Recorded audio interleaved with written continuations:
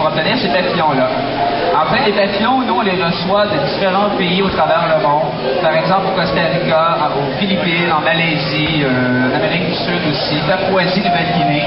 Un peu partout dans le monde, mais c'est pas des papillons qui sont capturés en nature. On essaie d'éviter ça, donc ils proviennent de fermes d'élevage. Dans ces pays-là, on protège des forêts pour élever les papillons.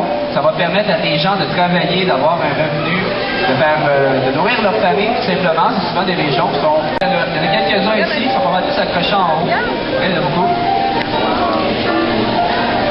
Donc voilà, je vais mettre ça ici.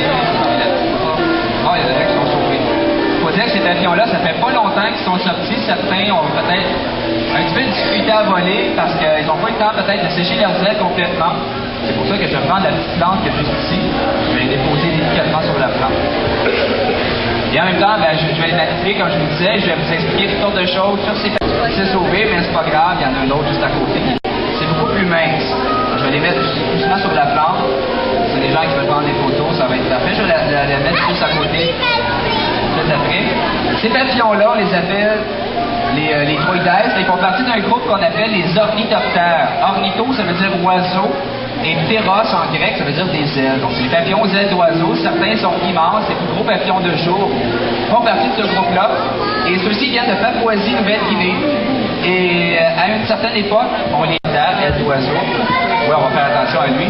Et finalement, on les chassait avec des arcs et des flèches. On se rendait compte que finalement, ce n'était pas des oiseaux, c'était des gros papillons. Ils mangeaient juste. Faire attention à lui. Ah, il s'est sauvé, c'est bon. Donc, les ornithoptères, en fait, ils font partie d'une grande famille qu'on appelle les porte-queues, les papilionides. Ah, c'est bête, j'en ai même pas. Comme ça, celui-là.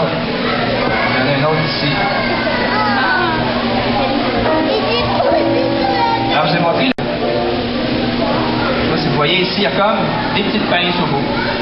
Pendant l'accouplement, le mâle s'agrippe à la femelle grâce aux petites pinces.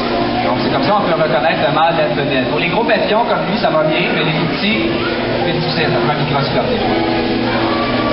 Ben, ce que j'ai dans ma boîte, c'est pas mal des morphos. Des morphos bleus. Ici aussi, j'ai une femelle. Vous voyez le bout de l'abdomen. Il n'y a pas les petits clapets, les petits pinces, c'est vraiment une plaque.